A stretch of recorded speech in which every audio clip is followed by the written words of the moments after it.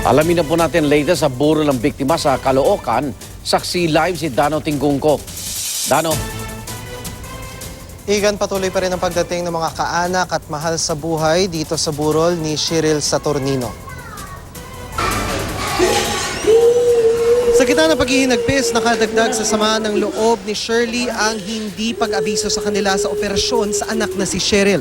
Kahit siguro sige ng magulang sa nangyari sa akin, natatawagan na lang ako, ganun na lang ang mangyayari sa kanya. Pagdating ko nun, patay na. Tanong pa ni Shirley, Paano siya pumanaw?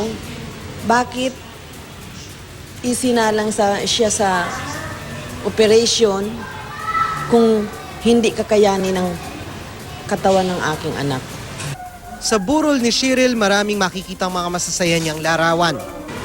Siya kasi isang batang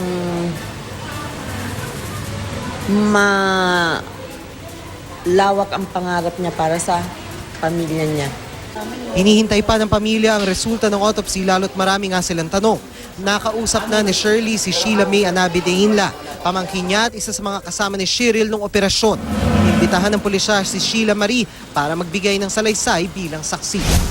Ang sabi daw, mag-antay ng within 3 hours or 4 hours. Mayroon na naman lumabas. Lalabas na rin daw, wala din. Ngayon ginawa nila, balik sila sa kwarto, nakaidlip sila. At Igan, sa linggo nga nakatakdang ilibing si Shiril. At live pa rin mula rito sa Caloocan City. Ako si Dano Tingkungko, ang inyong saksi.